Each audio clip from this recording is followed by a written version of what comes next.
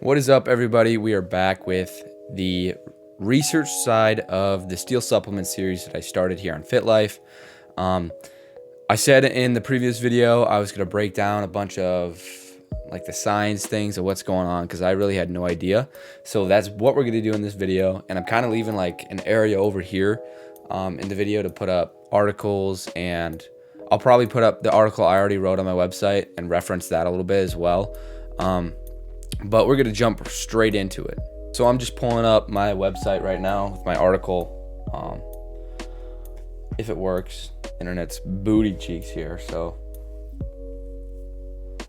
I basically went on to research studies, stuff like that, to find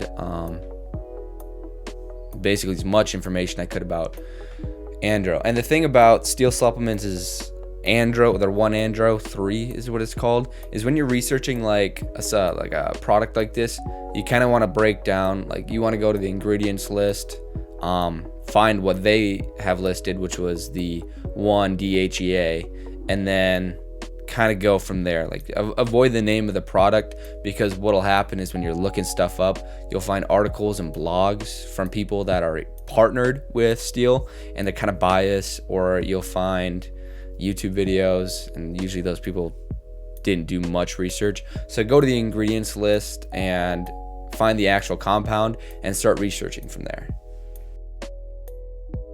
All right, we're on the website. My article's titled Steel or Straw because I thought it was kind of clever. Since it's steel supplements, we're trying to figure out if they're legit or not. Kind of some weird stuff going on with the lighting. So most of the things I talk about, so I've actually got a Word document here as well. Yeah.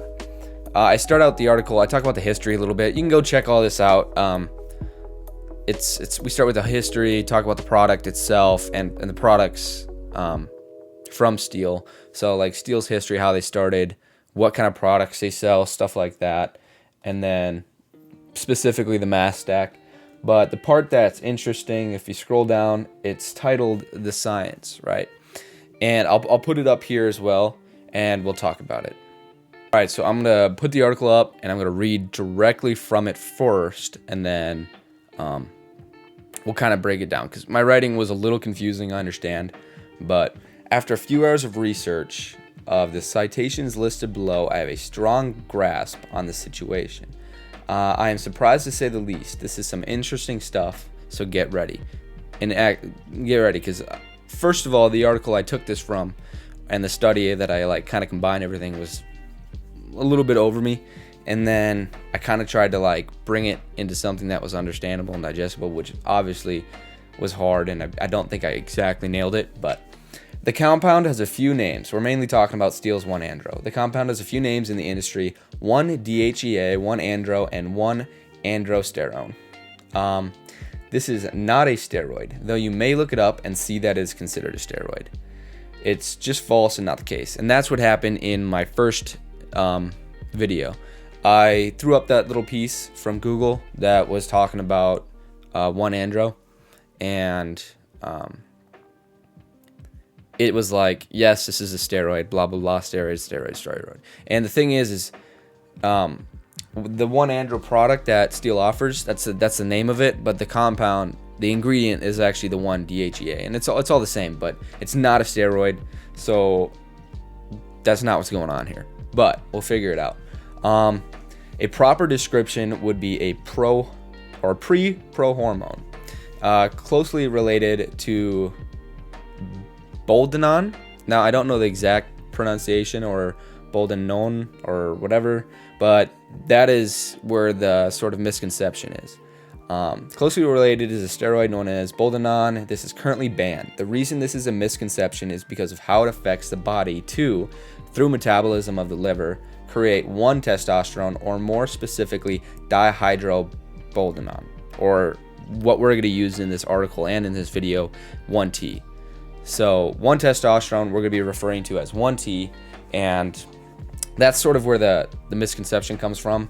Now, 1T is not the parent steroid itself either, which is why it gets confusing. 1T is what is formed when the steroid, Boldenone, is combined with an enzyme in the body known as 5-alpha reductase. And for this, we're going to call it 5-AR.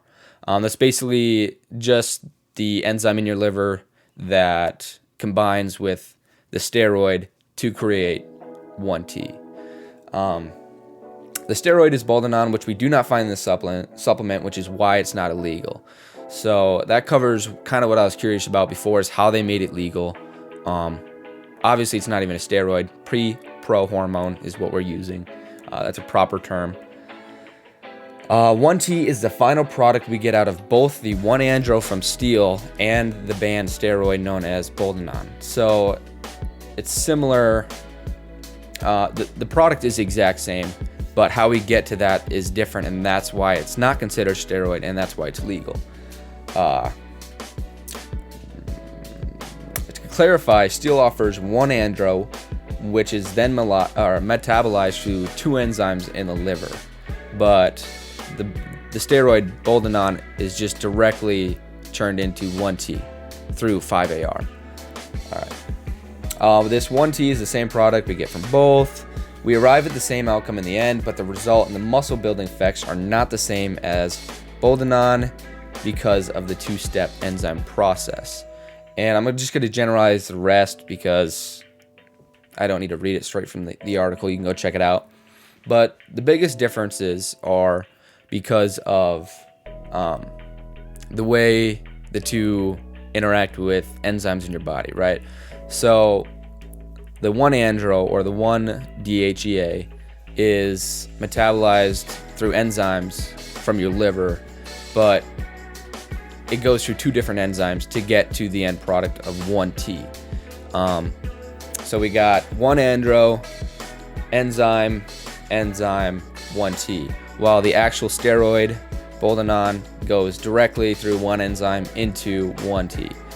And this is what makes it really different from steroids, because usually with steroids you can inject to get greater results. Like you take more, you get more results. But since there's 2 enzymes involved with the steel supplement, you have sort of like a cap to what your body can do.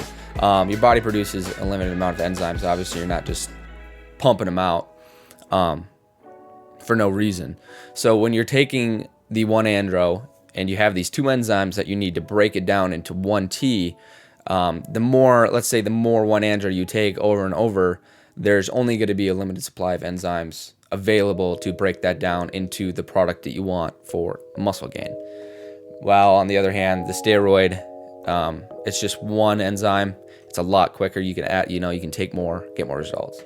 The thing is, though, I didn't research this, but just based off of common sense, you're going to be putting stress on the liver with 2 enzymes, especially, and just in general with one of these supplements. There's going to be stress on the liver and probably the kidneys for filtering.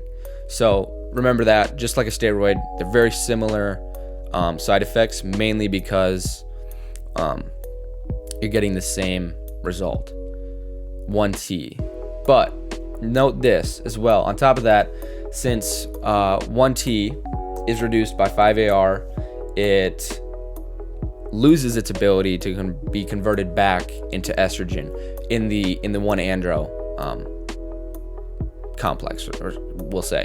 So if you're taking the 1-andro, since it's going through these 2 enzymes and it's being reduced by 5-AR, for some reason, I didn't get too into it because my brain was already like warmed up and starting to slow down, but your body can't convert that 1T back into estrogen, which is a problem with normal steroids, and that's why you get gyno, which is like the kind of like the fat buildup around the breast to make it, so high estrogen, as well as you don't get like the bloating that you see those bodybuilders have, like the big stomachs, at least not as much.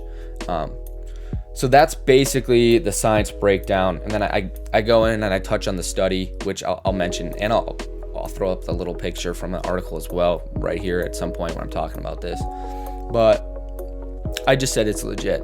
The science basically says it works, and science is usually right. I mean, sometimes it's wrong, but then there's more science that proves something else correct.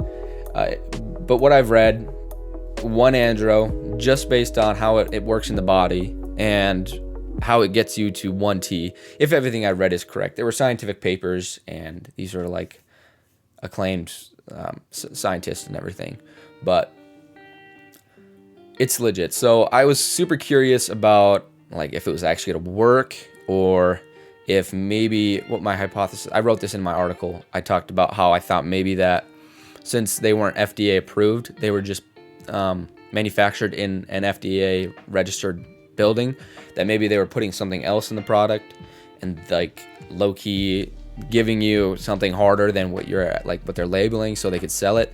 But that's not the case, because it's already a serious product as it is. And the reason that it's legal is, it's so far from that 1T through 2 enzymes that I guess it's legal.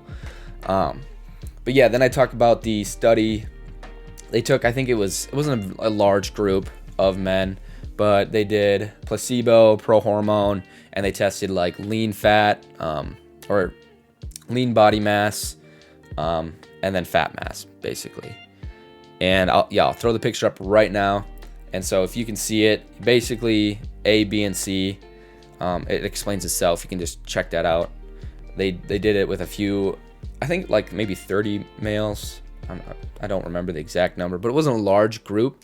So it's kind of like results.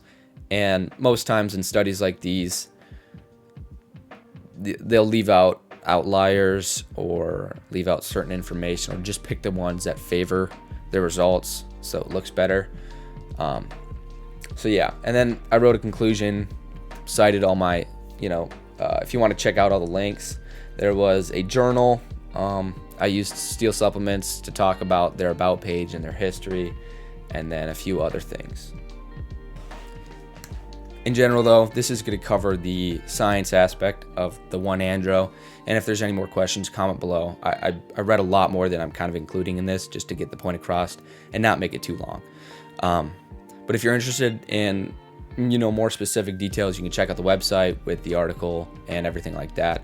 I'll probably throw a post on my Facebook as well, stuff about this. But that's it for the research, and the next video is going to be my 1-week update from when I started. And I'm not going to spoil anything or say anything about how I feel or what I think's happening, but you can just take what I said here today about the research and kind of assume. So we'll see you in that video. Hey everybody, thank you guys for stopping by the video today. If you're interested in any other information, you can check out my website, my TikTok, Instagram, or Facebook. They're all branded around Fitlifecv, so it should be pretty easy to check out. And again, thank you. I'll see you in another video.